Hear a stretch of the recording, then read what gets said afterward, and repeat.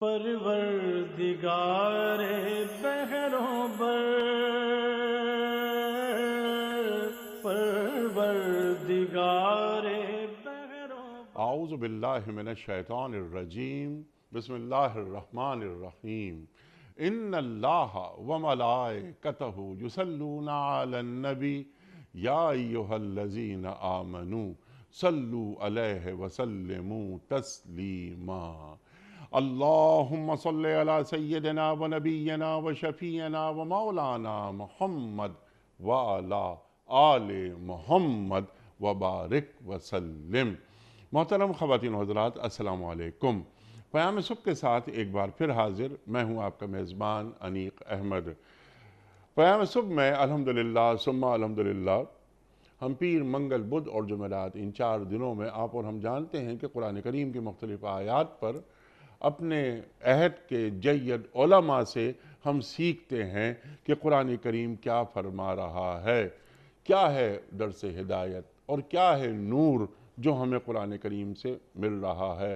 اللہ ہمیں کیسا دیکھنا چاہتا ہے، اللہ ہمیں کہاں دیکھنا چاہتا ہے۔ خواتین و حضرات، اپنے معزز علماء کے ہم بڑے شکر گزار رہتے ہیں کہ وہ تشریف لاتے ہیں اور ہماری جو علمی کمی ہے اس کو دور کر دیتے ہیں۔ خواتین و حضرات، لیکن جمعہ اور ہفتہ 2 دن یہ ہوتے ہیں سوال و جواب کے لیے، یہ آپ اور ہم جانتے ہیں۔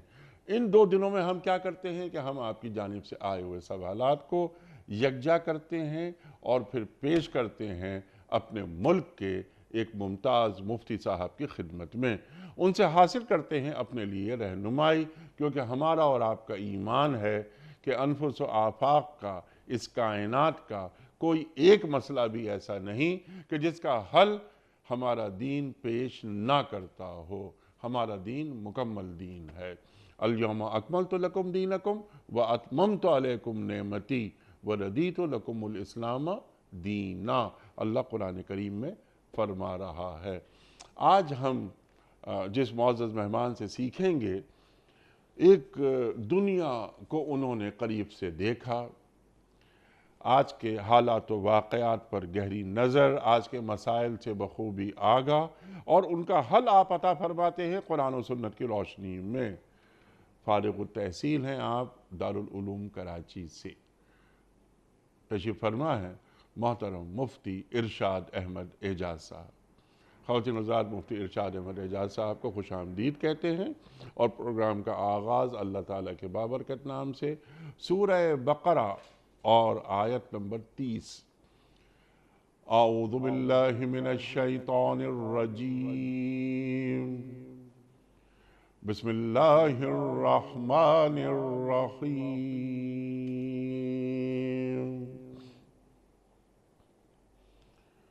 وَإِذْ قَالَ رَبُّكَ لِلْمَلَائِكَةِ إِنِّي جَاعِلٌ فِي الْأَرْضِ خَلِيفَةً قَالُوا أَتَجْعَلُ فِيهَا مَن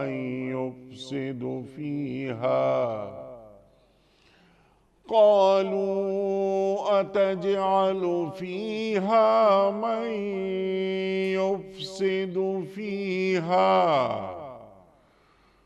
وَيَسْفِكُ الدِّمَاءَ وَنَحْنُ نُسَبِّحُ بِحَمْدِكَ وَنُقَدِّسُ لَكَ قَالَ إِنِّي أَعْلَمُ مَا لَا تَعْلَمُونَ۔ صدق اللہ العظیم۔ پھر ذرا اس وقت کا تصور کرو جب تمہارے رب نے فرشتوں سے کہا تھا کہ میں زمین میں ایک خلیفہ بنانے والا ہوں۔ انہوں نے یہ عرض کیا، کیا آپ زمین میں کسی ایسے کو مقرر کرنے والے ہیں جو اس کے انتظام کو بگاڑ دے گا اور خوریزیاں کرے گا؟ آپ کی حمد و ثنا کے ساتھ تسبیح اور آپ کی تقدیس تو ہم کر ہی رہے ہیں۔ فرمایا، میں جانتا ہوں جو کچھ تم نہیں جانتے۔ محترم مفتی ارشاد صاحب کی خدمت میں آج کے پروگرام کے حوالے سے پہلا سوال سیدھا سمپل سا سوال ہے مستقیم خان کا کہ مفتی صاحب کسی بیوہ یا یتیم کا حق کھا جانے کی اسلام میں کیا سزا ہے اور اللہ پاک کے نزدیک اس شخص کا کیا مقام ہوگا؟ بسم اللہ الرحمن الرحیم نحمد و نصلی علی رسول الکریم۔ انیق صاحب، یہ مال چاہے آدمی کسی کا بھی کھائے، جی یعنی قبضہ کرنا، لوٹ کے کھا جانا، جی وہ شرعاً حرام و ناجائز ہے۔ ٹھیک۔ حدیث شریف میں آتا ہے کہ اگر کسی شخص نے دوسرے کی ایک بالشت برابر بھی زمین قبضہ کی جی تو اللہ تعالیٰ یہ طوق بنا کر اس کے گردن میں قیامت کے دن ڈالیں گے، اس کے بوجھ سے وہ زمینوں میں دھسا رہے گا۔ تو ایک تو یہ بات ذہن میں رکھیں کہ چاہے وہ کسی کا بھی مال آدمی لوٹ کھسوٹ کرے، وہ شرعاً حرام ہے۔ ٹھیک۔ البتہ معاشرے میں کچھ لوگ ایسے ہوتے ہیں جو کہ زیادہ اس معاملے میں ضرورت مند ہوتے ہیں کہ وہ بنیادی طور پہ کمزور ہیں۔ جی جیسے بیوہ ہیں، بیوہ اگر کوئی خاتون ہو جاتی ہیں تو ان کا کوئی سر پر نہیں ہوتا کمانے والا، معاشی طور پہ سپورٹ کرنے والا، یا کوئی یتیم ہے، چھوٹا ہے، اس کا بھی کوئی پرسان حال نہیں ہوتا۔ تو جب آپ ایسے لوگوں کے ساتھ ظلم و زیادتی کرتے ہیں اور ان کا مال کھاتے ہیں تو گناہ کی جسے ہم کہتے ہیں شناعت، یہ گناہ کا خراب ہونا، اس کے اندر مزید اضافہ ہوتا ہے۔ چنانچہ نبی کریم صلی اللہ علیہ وسلم نے بھی اس طرح کی کچھ باتیں ارشاد فرمائیں جس سے معلوم ہوتا ہے کہ بعض گناہ ویسے تو گناہ ہیں، لیکن بعض دفعہ ان کے کرنے کا طریقہ کار یا مقام یا جگہ اس کی وجہ سے گناہ میں اضافہ ہو جاتا ہے۔ ٹھیک۔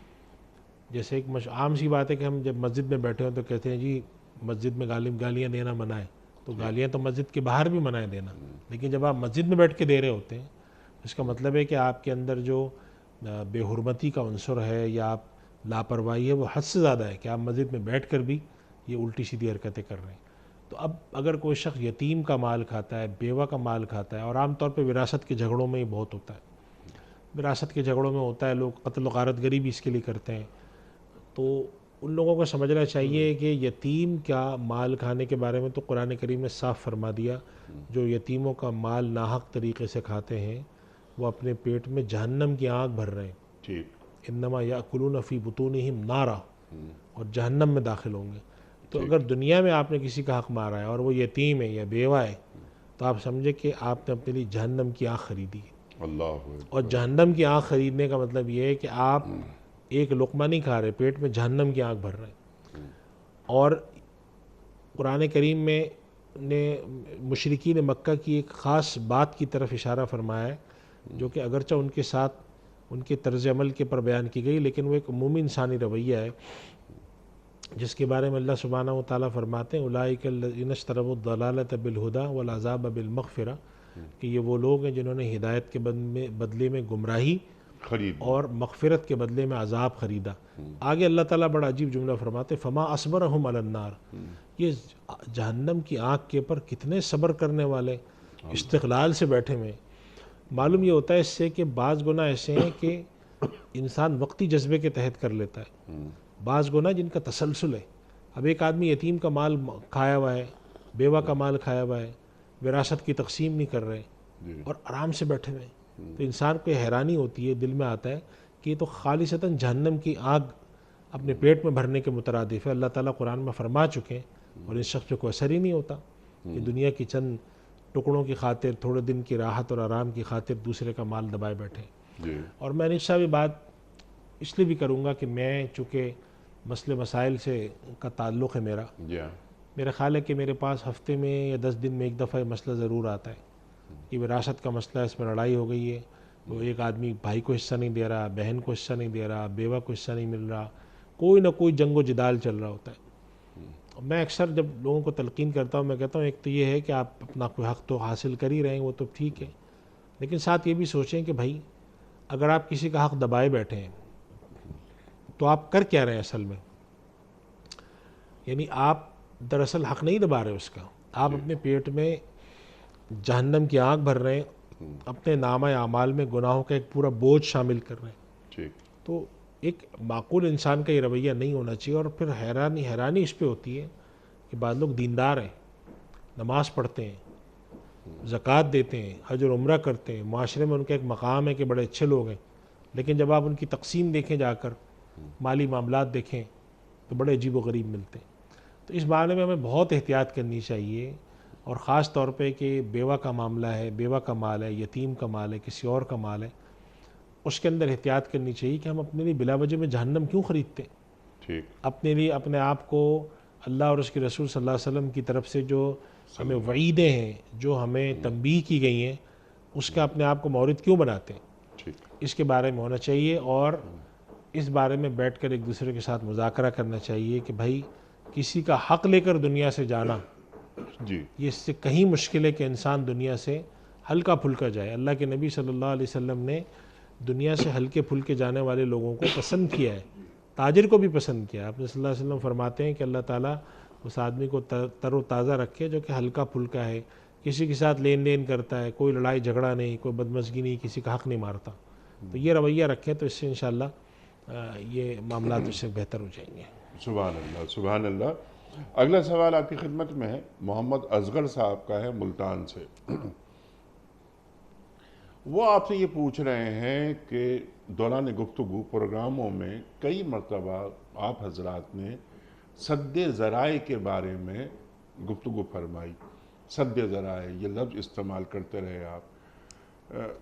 شریعت میں سد ذرائع سے کیا مراد ہے، اور اس سلسلے میں سرکار دو عالم صلی اللہ علیہ وآلہ وسلم کی تعلیمات کیا ہیں؟ دیکھیے، سد ذریعہ اصول فقہ کی ایک اصطلاح ہے جس کا ہم ترجمہ بلاکنگ آف مینز سے کرتے ہیں، اور آپ صلی اللہ علیہ وسلم کی ایک حدیث ہے جس سے ہمیں معلوم ہوتا ہے کہ آپ صلی اللہ علیہ وسلم نے ایسے کاموں سے منع فرمایا ہے جس کے نتیجے میں کسی غلط کام کا ارتکاب کا امکان بڑھ جاتا ہے۔ جیسے مثال کے طور پہ آپ صلی اللہ علیہ وسلم فرماتے ہیں کہ الا ان حم اللہ محارم، اللہ نے جن چیزوں کو حرام قرار دیا ہے یہ اللہ کی حدود اور باؤنڈریز ہیں، اس کے قریب مت جاؤ۔ آپ صلی اللہ علیہ وسلم نے فرمایا کہ جو آدمی بالکل کنارے پہ چلتا ہے، آپ نے تشبیہ دی، ایک آدمی کنویں کے کنارے پہ چل رہا ہے، اس کا بڑا امکان ہے کہ وہ گر پڑے اندر۔ تو اس سے علماء کرام نے ایک مسئلہ نکالا کہ وہ چیزیں، وہ کام جو کہ کسی غلط نتیجے تک جاتے ہوں، ان کاموں کو اگر پہلے مرحلے پہ روک لیا جائے تو یہ زیادہ بہتر ہے بمقابلہ اس کے کہ اس کو چھوڑنے کے بعد آخر میں کنٹرول کیا جائے۔ یہ کہلاتا ہے سد ذریعہ۔ اور اس کے دو مطلب ہیں۔ ایک تو یہ ہوتا ہے کہ بعض کام اللہ تعالیٰ نے منع فرما دیے تو اب وہ اللہ کا حکم ہے، اب آپ وہ کام نہیں کریں گے، اور بعض کام اللہ تعالیٰ نے منع نہیں فرمائے لیکن ہم عام اصول کے تحت اس کو منع کرتے ہیں۔ اب مثال کے طور پہ، جیسے مثال کے طور پہ ہم اپنے آپ پریکاشنری میجرز جسے ہم کہتے ہیں کہ آپ نے کہا کہ جی کہیں پر پیٹرول ہے، کہیں پر آگ ہے، تو وہاں پر احتیاطی تدابیر اختیار کی جائیں۔ اچھا، وہاں پر آپ جاتے وقت اپنے ساتھ جو ہے وہ ایک فائر ایکسٹنگوشر رکھیں، آگ بجھانے والی وہ چیز رکھیں، فلاں فلاں تدابیر اختیار کریں۔ تو آخر کیوں کرتے ہیں؟ اسی لیے کہ آپ پہلے ہی آپ اس خطرے سے بچنے کی تدابیر پہلے مرحلے پہ کرنا چاہتے ہیں۔ ٹھیک، تو اسی طریقے سے ہمارے یہاں علماء کرام کہتے ہیں کہ اگر کوئی چیز کسی ایسے نتیجے پر جا کر ختم ہونے والی ہو تو اس سے بچنے کے لیے پہلے مرحلے پر اگر آپ رکتے ہیں تو یہ سد ذریعہ کہلاتا ہے۔ اس سوال کو ذرا حالات حاضرہ سے جوڑ دیجیے کہ کیا یہ سد ذرائع کے تعلق سے، یعنی برائیاں جو پھیلتی ہیں، برائیوں کے آنے کے جو ذریعے ہیں ہمارے معاشروں میں، کیا ان ذرائع کو روکا جا رہا ہے؟ اب اس میں ایک سوال میں اور بڑھا دیتا ہوں، وہ سوال یہ کہ اگر نہیں بڑھایا جا رہا بلکہ اس کے الٹ کام ہو رہا ہے کہ برائی کو پھیلانے کے لیے جو دروازے ہیں انہیں کھولا جا رہا ہے، تو جو حاکم وقت ہوتا ہے کیا اس سے بھی کچھ باز پرس ہوگی، کچھ پوچھ گچھ ہوگی کہ تم تھے، شریعت تو یہ کہتی تھی کہ ان ذرائع کو روکو، تم نے تو اسے پھیلایا، اس بارے میں دین کیا کہتا ہے؟ دیکھیں، آج کے دور کے میں دو تین باتیں آپ سے عرض کرتا ہوں کہ جیسے ہمارے یہاں ایک طریقہ رکھا جاتا ہے، قانون ہمارے یہاں بنتے ہیں نا، جیسے کہ بلڈنگ کنٹرول کا ایک لاء بنا ہوا ہے، ایکسپورٹ امپورٹ کے کوئی لاء بنے ہوئے، تو ایک مدت جب گزرتی ہے تو قانون میں بعض کمزوریاں سامنے آتی ہیں جس کی اصلاح کے لیے قانون میں بہتری داخل کی جاتی ہے۔ اب برصغیر ہند و پاک کے جو قانون سازی کا ایک ماحول ہے، اس کے بارے میں ایک رائے دی جاتی ہے بعض ماہرین قوانین کی طرف سے ٹھیک کہ بعض خلا یا جس کے لیے ہم لفظ استعمال کرتے ہیں لوپ ہولز اس لیے چھوڑے جاتے ہیں تاکہ لوگ اس کی بنیاد پر کچھ گڑبڑ کر سکیں. کہ ایک قانون ہے، اس کے اندر ایک کمی کوتاہی ہمیں پچھلے 15 سال سے نظر آ رہی ہے، اور اگر ہمیں قانون سازی کر کے اس کمی کوتاہی کو ختم کر دیں تو رشوت کا بازار ختم ہو جائے، مگر ہم اس کو ختم نہیں کرتے. ٹھیک. ہم سمجھتے ہیں کہ نہیں لوگ یہ کام نہیں کریں گے، تو اس کا مطلب یہ ہوا یہ کہ حکومتیں جان بوجھ کر یہ کام کرتی ہیں، لیکوناز چھوڑ دیتے ہیں. میرا سوال آپ کی خدمت میں یہ ہے کہ شریعت اس تعلق سے کیا فرماتی ہے؟ میں یہ عرض کر رہا ہوں کہ شریعت کا حکم یہ ہے کہ جہاں پر کسی چیز کا امکان ہو تو اس کو روکا جائے. میں اس کی مثال دیتا ہوں. حضرت عمر رضی اللہ تعالیٰ عنہ جب کسی کو مقرر کرتے تھے کسی علاقے کا گورنر، جی تو عام طور پہ ان کا معمول یہ تھا کہ جب وہ آدمی جائے گا اور واپس آئے گا جی جتنی مدت میں رہے گا تو اس کی مال و دولت میں کتنا اضافہ ہوا ہے. ٹھیک. حالانکہ ممکن ہے کہ مال و دولت جائز طریقے سے اضافہ ہوا ہو، لیکن وہ فرماتے تھے کہ چونکہ تم حکمراں ہو جی اس علاقے کے، لہٰذا تمہارے معاملے میں زیادہ سختی کروں گا. جو چیز معمولی سا بھی پیش خیمہ ہو سکتی ہے اس کو یہیں روکوں گا میں. سبحان اللہ. اسی طریقے سے جب عرب دنیا اور عجم کا ایک تقابل ہوا اور پھیلنا شروع ہوئی تو حضرت عمر رضی اللہ تعالیٰ عنہ نے بعض ایسے انتظامی فیصلے فرمائے جس کا مقصود کسی مستقبل میں آنے والی چیز کو روکنے کا پیش خیمہ تھا ٹھیک. کہ اس چیز کو ہم آج روکتے ہیں ورنہ معاشرے کے اندر انحطاط اور زوال کی آتا جائے گا اور یہ چیزوں میں خرابی پیدا ہوتی جائے. تو دو قانون بنانے والے ہوتے ہیں. یہ موضوع جو کہ تفصیل طلب ہے، اس کے اندر 2-3 نقطے آتے ہیں. ایک تو سد ذریعت ہے، ایک مصلحت ہے، اور بھی اس طرح کی چیزیں ہیں کہ دیکھا یہ جاتا ہے کہ مصلحت عامہ کس چیز میں ہے. لوگوں کو مجموعی طور پر کسی چیز سے روکنے میں اور کسی چیز کو پہلے مرحلے میں اس کے پر قدغن لگا دینے سے بڑی خرابی نہیں پیدا ہوگی، تو آپ پہلے مرحلے میں اس کے اندر قدغن لگاتے ہیں. ٹھیک. اور یہ دنیا کے سارے لیگل سسٹم میں یہ طریقہ کار رائج ہے کہ وہ دیکھتے ہیں کہ اگر کوئی کام کسی غلط چیز کا پیش خیمہ بن سکتا ہے ٹھیک. تو اس کے لیے پہلے مرحلے پہ روک لگاتے ہیں کہ یہاں سے روکو. جب وہ خرابی معاشرے میں عام ہو جائے اس کے بعد روکنے کی کوشش کرنا ٹھیک. وہ زیادہ خطرناک بات ہوتی ہے اور زیادہ مشکل بات ہوتی ہے. تو یہ ایک تصور ہے سد ذریعہ کا. میں خلاصتاً عرض کر رہا ہوں، ظاہر ایک تفصیلی موضوع ہے، اصول فقہ کا باقاعدہ ایک موضوع ہے، اور اگر یہ اس موضوع پر کچھ مطالعہ کرنا چاہیں تو اب تو انٹرنیٹ پہ بہت کتابیں اس پر میسر ہیں. اور یہ تصور قانون کے حوالے سے جو دنیا بھر کے جو قانون جتنے بھی ہیں، یعنی کہ شریعت کے قوانین کے علاوہ بھی جو دنیا میں قانونی نظام چل رہے ہیں، ان کے اندر بھی یہ تصور موجود ہوتا ہے کہ بعض کام جو کہ نتیجے کے طور پہ کسی غلط چیز تک لے جا سکتے ہیں اس کو ہم پہلے مرحلے پہ روکتے ہیں تاکہ معاملہ جب نتیجے تک پہنچنے کے بعد بے قابو ہو کر ہمارے اختیار سے باہر نہ جائے. تو یہ طریقہ کار جو ہے یہ بلاکنگ آف مینز یا سد ذریعہ یا مصلحت اور اس طرح کی جو چیزیں ہیں اس سے متعلق ہے. اور یہ عمومی طور پہ مباحات اور اس طرح کے دائرے کے اندر آنے والی چیزیں ہوتی ہیں جس کو ہم سیاست شرعی کہتے ہیں. اس کے تحت یہ فیصلے کیے جاتے ہیں کہ کس چیز کو ہم قانوناً درست قرار دیں، کس چیز کے بارے میں ہم روک کے رکھیں. بعض کام یعنی ہو سکتا ہے کہ جواز اس کے اندر پیدا ہو جاتا ہو لیکن ہم پہلے مرحلے پہ روکتے ہیں کہ نہیں یہاں سے روکو. اگر ہم یہاں نہیں روکیں گے تو آگے جا کے بڑی خرابی پیدا ہوگی. یہ ایک تصور ہے اس کا. سبحان اللہ. سبحان اللہ. یہ طوفان آنے سے پہلے بند باندھ لیا جائے. محمد اسماعیل صاحب ہیں مسقط عمان سے. سوال ان کا یہ ہے کہ میرا سونے کا کاروبار ہے، سونے کی اینٹیں وہ خریدتے ہیں اور بیچتے ہیں. انہوں نے ایک ڈیل کی اور ڈیل کرنے کے بعد ایک تاریخ انہوں نے کہا ہے کہ مثلاً 20 مئی مقرر ہوئی کہ اس تاریخ کو میں ڈیلیوری دے دوں گا. 20 مئی کو چاہے سونے کی قیمت کم ہو یا زیادہ اس سے کوئی فرق نہیں پڑے گا. 20 مئی کو طے شدہ قیمت کے مطابق ہی پیمنٹ ہوگی یا اس دن کے مطابق پیمنٹ ہوگی کہ 20 مئی کو ریٹ کیا تھے. عام طور پہ یہ کرتے ہیں کہ ہم آج طے کر لیتے ہیں کہ میں اتنی سونے کی اینٹیں لوں گا، اس تاریخ کو آپ مجھے دیں گے اور میں اتنے پیسے انہیں دوں گا، یعنی آپ کو دوں گا. لیکن اگر 20 مئی کو ریٹ وہ نہیں ہوئے جو ہم نے طے کیے تھے 2 مہینے پہلے، تو یہ ڈیل میری جائز ہے یا ناجائز؟ دیکھیے انیق صاحب، یہ 2 طرح سے ہوتی ہے ڈیل. یہ جو فیوچر کے کانٹریکٹ ہوتے ہیں جی ڈیلیوری میں، یعنی مستقبل میں آپ کوئی چیز لینا چاہ رہے ہیں، ٹھیک.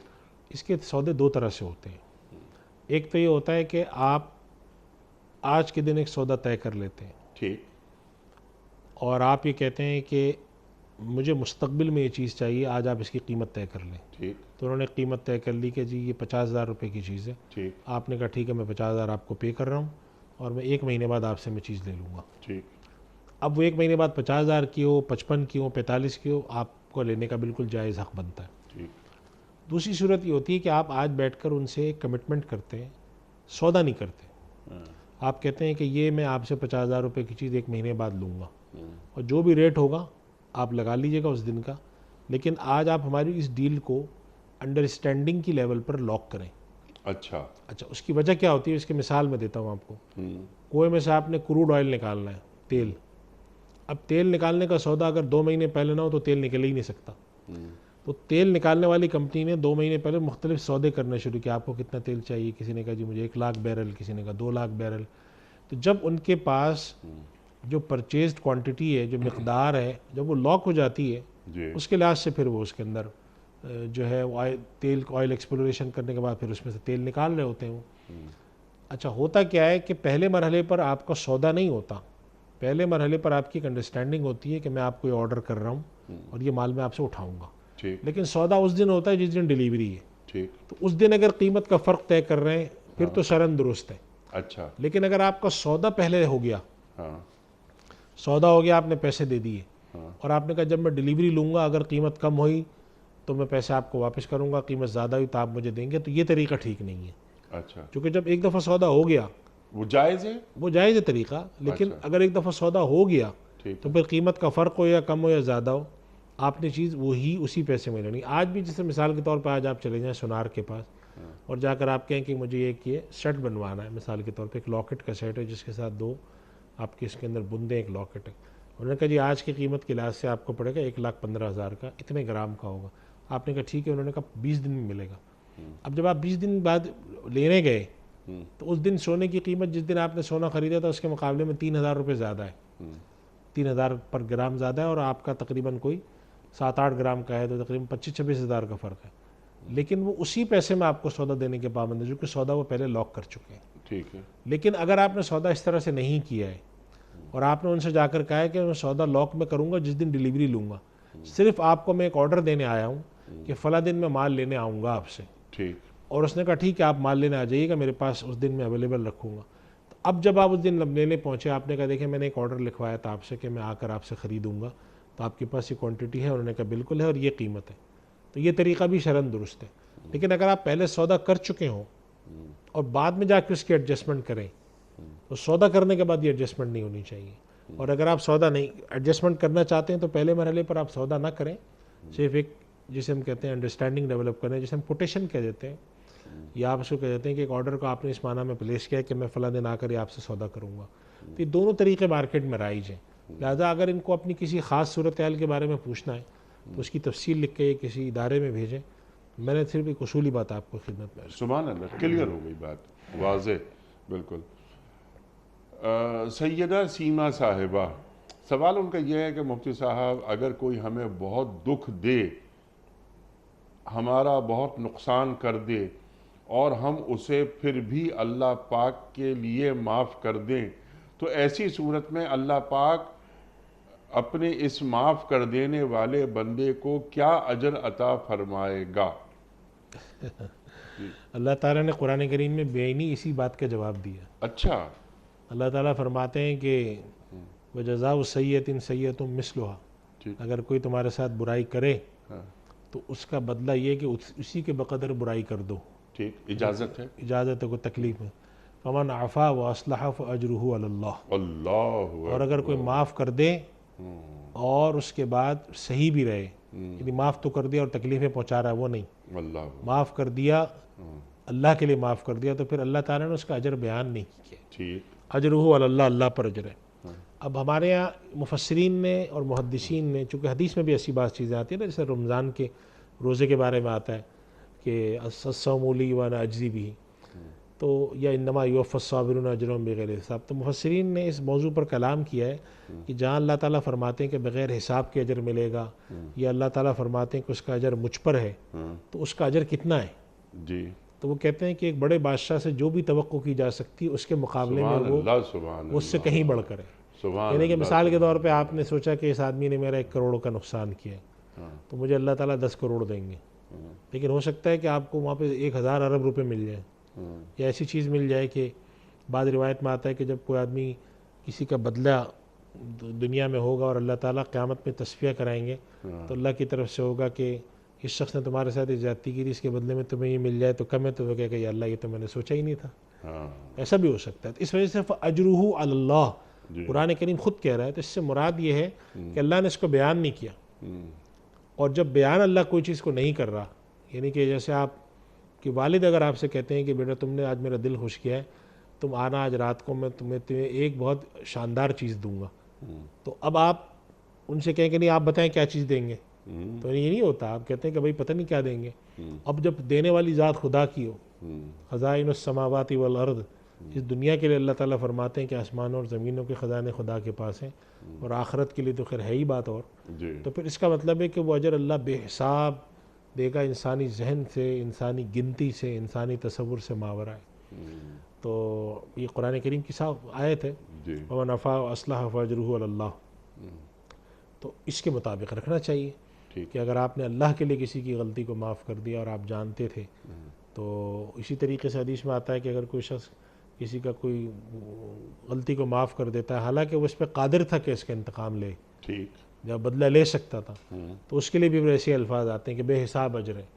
اور اسی طرح نبی کریم صلی اللہ علیہ وسلم کی ایک روایت آتی ہے، اگرچہ بعض حضرات کہتے ہیں روایت میں تھوڑا سند میں کمزوری ہے، لیکن بہرحال یہ روایت ہے کہ اگر کوئی شخص حق پہ ہوتے ہوئے اپنا حق چھوڑ دے گا تو اللہ کے نبی صلی اللہ علیہ وسلم نے فرمایا کہ جنت میں اس کے ایک محل مل دیا جائے گا، جنت کے بیچوں بیچ ہوگا وہ محل۔ تو جب ہم ان احادیث پر اور ان آیات پہ نظر رکھتے ہیں تو معلوم ہوتا ہے کہ ایسے لوگوں کے لیے اللہ نے بے حساب اجر کا وعدہ کیا ہے۔ سبحان اللہ۔ تو اچھی امید رکھنی چاہیے اللہ سے، اللہ سے امید رکھنے والا تو کبھی بھی مایوس نہیں ہو سکتا۔ سبحان اللہ، سبحان اللہ۔ اس سے پہلے کہ ہم رکھیں آپ کی خدمت میں ویڈیو کوئسچنز، ایک سوال اور لے لیتے ہیں۔ یہ منصب دار صاحب ہیں، ان کا سوال یہ ہے کہ مفتی صاحب کیا خیر و شر ساتھ رہ سکتے ہیں؟ اکثر لوگ برے عمل کر کے بہت آسانی سے بول دیتے ہیں یہ تو میں نے بھلائی کے لیے کیا تھا، تو کیا ہوا جو تھوڑا ہوا عمل کر دیا، کسی کا نقصان تو نہ ہوا، اس طرح کا عمل یہی ہے۔ یعنی میرا خیال ہے وہ یہ کہنا چاہ رہے ہیں کہ اگر کوئی برا کام بھی انہوں نے آدمی اچھے ہیں، کوئی برا کام ان کے ہاتھوں سرزد ہو گیا تو وہ کہہ رہے ہیں کیا ہوا، اس سے کوئی نقصان تو نہیں ہوا کسی کا، آپ کیوں اس کا ذکر کر رہے ہیں کہ میری طرف سے ایک شر نمودار ہو گیا؟ دیکھیں ایک بات تو یہ ہے، ان کی باتوں کے سوال چونکہ بہت زیادہ واضح نہیں ہے۔ جی جی جی، یہ تو بات ہے کہ قرآن کریم اللہ تعالیٰ نے یہ ذکر فرمایا ہے کہ ایسے لوگ ہوتے ہیں کہ آخرون اعترفوا بذنوبہم خلطوا عملا صالحا وآخر سیئا، جی اچھے کام بھی کر رکھے ہیں برے بھی کر رکھے جی ہیں۔ ہاں تو انسان تو من حیث المجموع ہے ہی خیر و شر دونوں ہوتے ہیں، جی تو ایک انسان اچھائی بھی کر سکتا ہے برائی بھی کر سکتا ہے۔ تو یہ کہنا کہ خیر و شر جمع نہیں ہو سکتے، ہاں لیکن اس سے مراد یہ کہ کوئی ایک چیز ایک وقت میں خیر اور شر دونوں نہیں ہوتی، ٹھیک، بلکہ اس طرح سے ہوتا ہے کہ ایک آدمی ہے اس کی طبیعت میں اچھائی ہے تو اچھائی کر رہا ہے، لیکن کمزور ہونے کے ناطے اس سے کچھ غلطیاں بھی ہو سکتی ہیں۔ تو اگر اس طرح کی کوئی غلطی ہے تو اس کا چرچا نہیں کرنا چاہیے، چونکہ ہر انسان کمزور ہے، گناہ کسی سے بھی ہو سکتا ہے۔ اگر ان کے سوال کا مفہوم یہ ہے، اور اگر یہ مقصد ہے کہ کیا ایک چیز ایک وقت میں خیر اور شر ہو سکتی ہے، تو ایسا اللہ کا نظام یہ کہ ایک چیز میں خیر زیادہ ہو تو اس کو ہم خیر سمجھیں گے۔ ٹھیک بعض دفعہ ایسا ہوتا ہے کسی کام میں خیر کا غلبہ بہت ہوتا ہے، ٹھیک یعنی اچھائی کا اچھائی ہے، لیکن اکا دکا اس سے لوگ بعض دفعہ فائدہ غلط بھی اٹھاتے ہیں، تو ہم اس کو خیر ہی سمجھیں گے، اور اگر اکا دکا کسی نے غلط فائدہ اٹھایا تو وہ اس شخص کی غلطی سمجھی جائے گی، اس کو اس چیز کا قصور نہیں قرار دیا جائے گا کہ اس آدمی نے جو ہے وہ ایک اچھائی کے کام سے غلط کام کیا ہے تو یہ اچھی چیز بری ہو گئی، بلکہ خیر کی چیز کو خیر ہی سمجھا جائے گا، اور البتہ اگر کسی نے اس کا غلط استعمال کیا ہے تو اس آدمی کے اس عمل کو غلط قرار دیا جائے گا۔ بالکل صحیح ہے، کلیئر ہے۔ لیکن مفتی صاحب کیا دین اس بات کی تلقین ہمیں کرتا ہے یا ہمیں ایسا دیکھنا چاہتا ہے کہ ہم محض خیر کے نمائندہ بن جائیں، اور اگر خیر کا آغاز ہو گیا ہے، ہم نے کر دیا ہے، اللہ نے ہمیں منتخب کر لیا ہے خیر کے لیے، تو پھر ہم سے کوئی ایسا برا عمل سرزد نہ ہو؟ یعنی ربنا لا تزغ قلوبنا بعد اذ ہدیتنا وہب لنا من لدنک رحمہ، اے اللہ تو نے ہمیں ہدایت دے ہی دی ہے تو ہمارے دلوں کو دوبارہ ٹیڑھ پیدا نہ کر دے. دیکھیں یہ تو بہت واضح بات ہے کہ دین کبھی بھی جو ہے نا وہ اس بات کا حکم نہیں دیتا کہ اگر آپ خیر پہ چل رہے ہیں تو تھوڑا بہت غلط کام بھی کریں. یعنی یہ کہتے ہیں کہ حکم دین کا کبھی یہ نہیں ہے. لیکن دین نے اللہ تعالیٰ نے ایک حقیقت یہ بیان کی کہ انسان طبعاً ایسا ہی پیدا ہوا ہے. یعنی کہ خلق الانسان ضعیفا، خلق الانسان من اجل، انسان ہلڑ باز بھی ہے، جلد باز بھی ہے. ان الانسان خلق ہلوا، ہلڑ باز بھی ہے. اس سے معلوم یہ ہوتا ہے کہ چاہے انسان میں خیر کتنا ہی کیوں نہ ہو، اکا دکا دفعہ اس سے کچھ غلطیاں ہو جاتی. اسی وجہ سے ہمارے دین میں تصور یہ ہے کہ انبیاء کے علاوہ کوئی معصوم نہیں ہے. یعنی کہ خطا سب سے سرزد ہو سکتی ہے، کم و زیادہ کا فرق ہے. چنانچہ یہ دین کی ترغیب نہیں ہے کہ ایک آدمی اگر خیر کے کام کر رہا ہے تو وہ یہ اعلان کرتا پھرے تو کیا ہو گیا اگر ایک آدھ مجھ سے غلطیاں بھی سرزد ہو گئی. یہ تو ڈٹائی کی بات ہے. ہاں یہ کہنا چاہیے آدمی کو کہ بھائی میں نے تو پوری کوشش کی تھی، بس کمزور ہوں، مجھ سے غلطی سرزد ہو گئی ہے. یہ رویہ الگ ہے.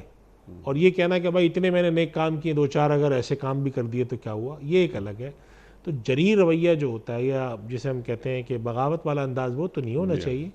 ہاں عاجزی والا ہونا چاہیے کہ بھائی میں تو کوشش کرتا تھا لیکن ہو گئی گڑبڑ مجھ سے بھی، تو اللہ مجھے معاف کرے، ہوں تو انسان میں. تو یہ ایک الگ سوچ ہے. اور یہ ایک الگ سوچ ہے کہ بھئی کیا ہو گیا اگر مجھ سے دو چار غلطیاں سرزد ہو گئی، تھوڑا بہت تو انسان کو کر ہی لینا چاہیے. یہ تو ایک معقول رویہ نہیں. ٹھیک ہے. اور جب بھی غلطی ہو اللہ سے توبہ استغفار فوراً اللہ سے مانگ لینا چاہیے. مفتی صاحب کچھ سوالات ویڈیو کوئسچنز رکھتے ہیں آپ کی خدمت میں. پہلا سوال مفتی صاحب کے لیے.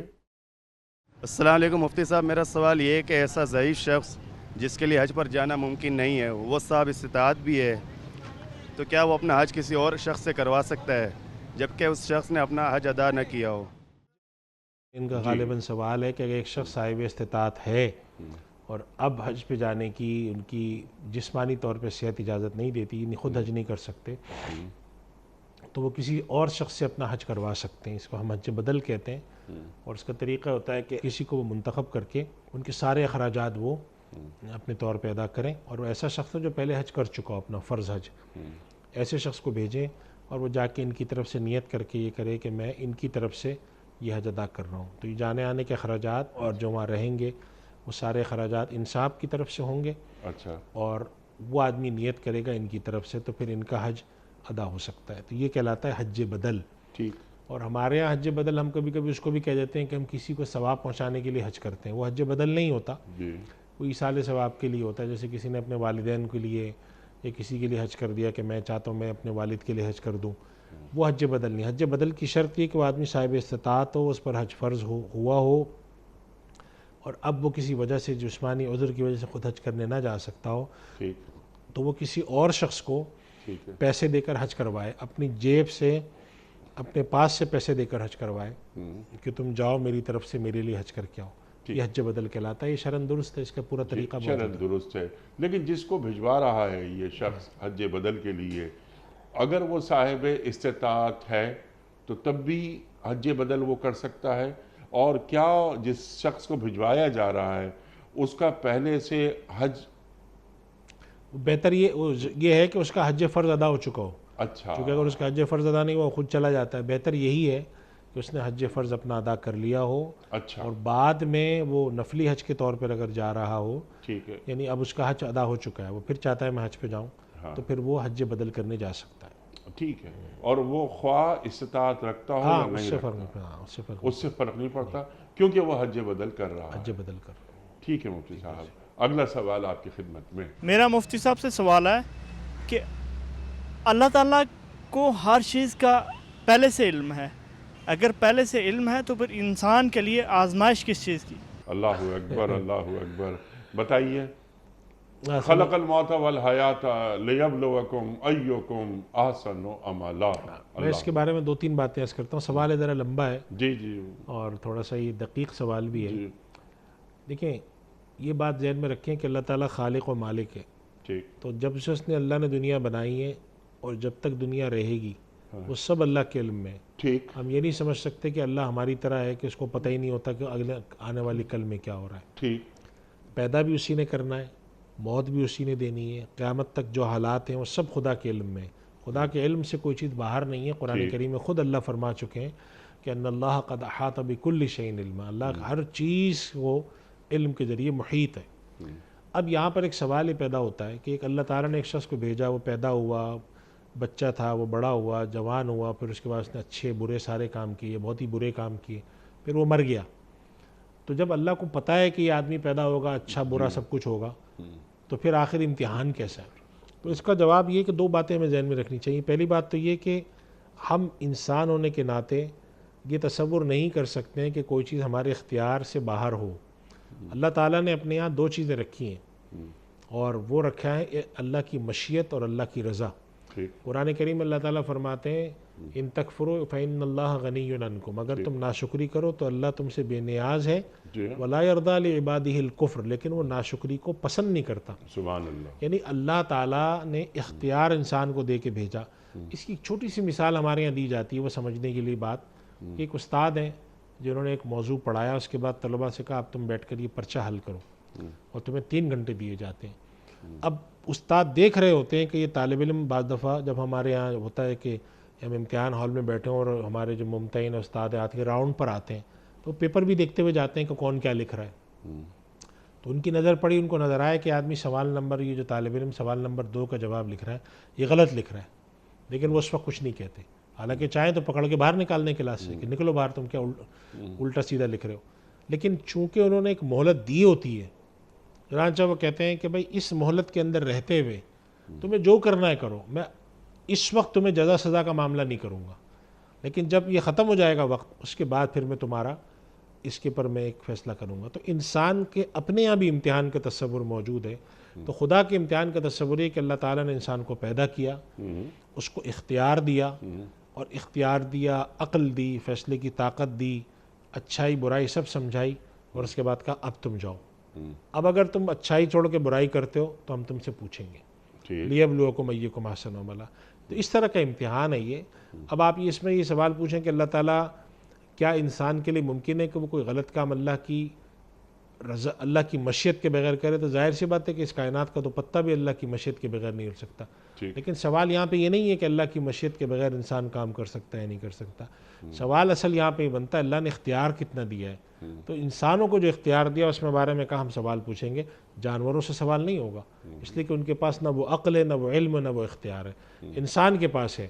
اور جگہ جگہ اس کو فرمایا کہ اللہ تعالیٰ قرآن کریم میں فرماتے فَأَلْهَمَهَا فُجُورَهَا وَتَقْوَاهَا، اچھائی برائی ہم نے بتا دی، وَهَدَيْنَاهُ النَّجْدَيْنِ، سیدھا برا راستہ سجھا دیا اور اختیار دے دیا کہ چاہو تو برائی کرو، چاہو تو اچھائی کرو، لیکن ہم اس اختیار کے بارے میں قیامت کے دن تم سے پوچھیں گے کہ جب تم اچھائی اور برائی کو سمجھتے ہوئے کرنے جا رہے تھے تو تمہارے اندر سمجھ تھی یا نہیں تھی؟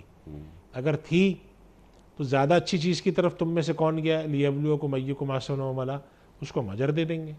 جو زیادہ اچھی چیز کی طرف نہیں گیا تو پھر ہم اس سے پوچھیں گے، اور اگر کوئی بالکل ہی نہیں اچھائی کی طرف نہیں گیا، برائی میں رہا، ہم اس سے بھی پوچھیں گے۔ تو یہ اصل میں انسانی اختیار، انسانی عقل اور انسانی علم اور انسانی شعور کا ایک وہ جسے کہتے ہیں کہ 4-5 چیزوں کو جب آپ نقطوں کو ملاتے ہیں تب اس سوال کا جواب بنتا ہے۔ اور ویسے ہی علمی طور پر دیکھیں تو یہ سوال کافی دقیق بھی ہے، اس پر ہمارے یہاں آج سے نہیں تو مدتوں سے، 1000 سال سے، صدیوں سے اس پر گفتگو ہے، لیکن اس کا خلاصہ کلام ایک عوامی فہم و سمجھ کے لیے اتنا ہے کہ اللہ تعالیٰ نے انسان کو ایک طاقت اور اختیار اور عقل دی ہے۔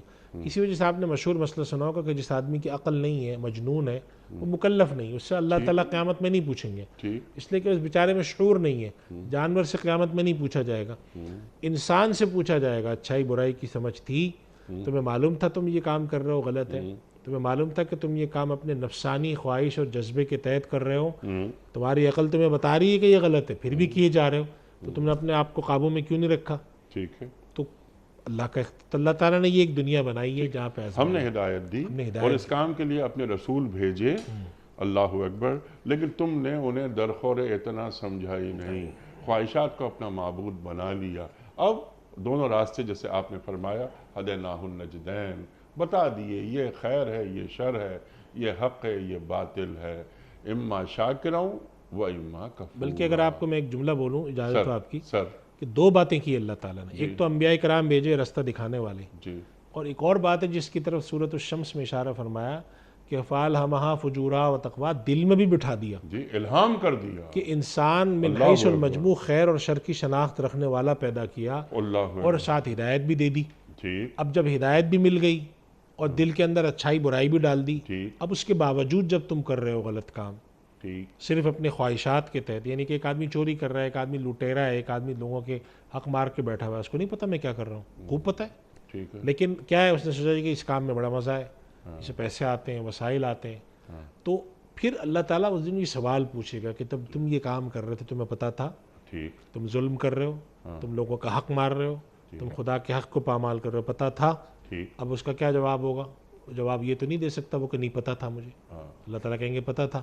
اب وہ آگے جب ہیلے بہانے تراشے گا کہ نہیں وہ میرے ساتھ، جب سے مثال دیتا ہوں، چور کو آپ پکڑ لیں، ٹھیک کسی چور کو باہر پکڑ لیں، آپ اس سے پوچھیں کیا کرو، کہہ رہے مجبور ہو، جی تو آپ سزا نہیں دیتے کیا اس کا؟ آپ کہتے ہیں یہ کیا بات ہوئی مجبور ہو تم نے، ہم جائزہ لیں گے تمہاری مجبوری کا. تو اللہ تعالیٰ اسی طرح سے وہاں پر بھی امتحان میں ہوگا کہ تم مجبور تھے، تمہارے پاس علم نہیں تھا، کیا تھا. ٹھیک تو اللہ تعالیٰ قرآن کریم، اور پھر ایک اور بات جو اللہ تعالیٰ نے صاف فرما دی کہ بہت ساری گتھیاں دنیا میں نہیں سلجھتی، تو پھر اس کے لیے آپ ایک اصول اتنا تراشتے ہیں. اب اصول اللہ تعالیٰ نے کیا فرما دی، وما ربک بظلام للعبید، انسانوں تم یہ اطمینان رکھو اللہ ظلم کسی پہ نہیں کرے. سبحان اللہ. تو اب معلوم یہ ہوا کہ اگر کوئی گتھی اس معاملے میں سلجھ نہیں رہی ہے کہ بھئی میرا اللہ کے ساتھ کیا معاملہ ہے، تو یہ اطمینان رکھو کہ وہ خالق اور جو مالک ہے وہ ارحم الراحمین ہے، وہ ناانصافی نہیں کرے گا تمہارے ساتھ. اللہ اب جب اس امید کے ساتھ آپ جاتے ہیں تو امتحان بھی آپ کے ذہن میں واضح ہوتا ہے کہ کیا ہوگا، اس کا جواب بھی ہوتا ہے اور آپ کا اطمینان ہوتا ہے کہ نہیں یہ آدمی میرے ساتھ ظلم نہیں کر سکتا. دنیا میں ہوتا ہے صاحب کہ دنیا میں ہم بعض لوگوں کے پاس جاتے ہیں کہ نہیں وہ فلاں آدمی جو ہے نا وہ ہمارے ساتھ زیادتی نہیں کرے گا، ہمیں اطمینان ہے، جی ہم اس کے پاس قضیہ لے کر جائیں. تو جو خالق الکائنات ہے جب ہم اس کے پاس جائیں، اور جو ارحم الراحمین اپنے آپ کو کہتا ہے، رحیم کہتا ہے، ظلام للعبید کے حوالے سے بات کرتا ہے، وہ کیسے کرے گا؟ جس نے رحمت کو اپنے اوپر واجب کر لیا ہے تو وہ کیسے ظلم ہمارے ساتھ کر سکتا ہے، جو 70 ماؤں سے زیادہ ہم سے محبت کرتا ہے. یہ فالہمہا فجورہا و تقواہا کی آپ نے بات فرمائی. اللہ تعالیٰ نے فطرت میں حق اور باطل، خیر اور شر یہ بالکل واضح کر دیا. اگر اس کے پاس دین نہیں بھی آیا لیکن اس کی فطرت میں شامل ہو گیا.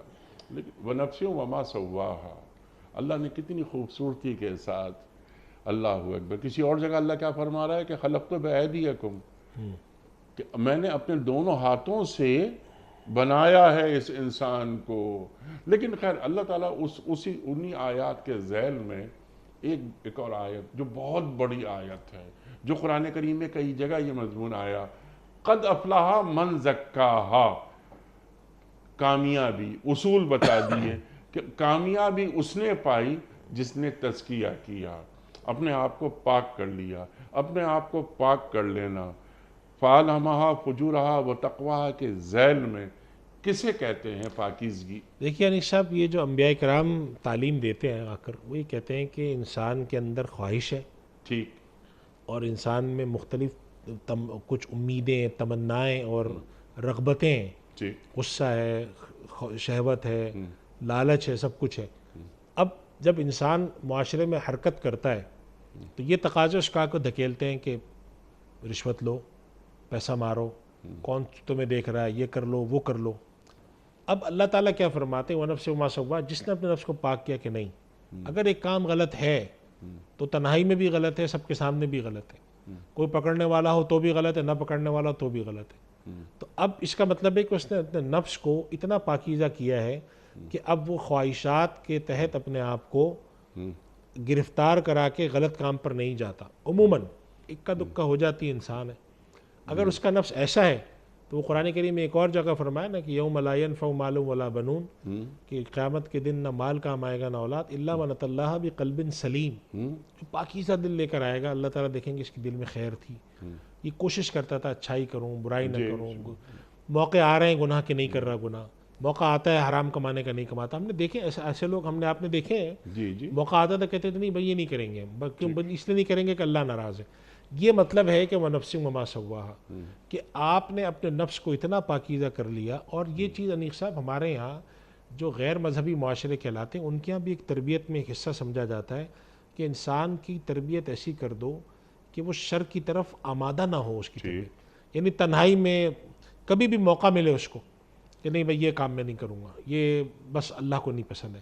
تو جب انسان اپنے نفس کو اتنا پاکیزہ کر لیتا ہے تو اللہ تعالیٰ فرماتے ہیں کہ قد افلح من زکاہا، کامیاب ہوا وہ شخص جس نے اس کو پاک کر لیا۔ اب اگر کسی نے اس کو اسیر خواہش رکھا، ہر وقت الٹے کام کیے، حرام کمایا، یہ کیا وہ کیا، تو پھر اللہ تعالیٰ کی نظر میں وقد خاب من دساہا، جس نے اس کو ان کاموں میں الجھا دیا، حرام، یہ وہ، تکلیف، خدا کی نافرمانی، بندوں کا مال لوٹ کھسوٹ، تو پھر اللہ تعالیٰ فرماتے ہیں کہ وہ تو ہو گیا ناکام، پھر اب اس سے محاسبہ ہوگا، پوچھا جائے گا کہ تم کرتے کیا تھے، کیا تھا۔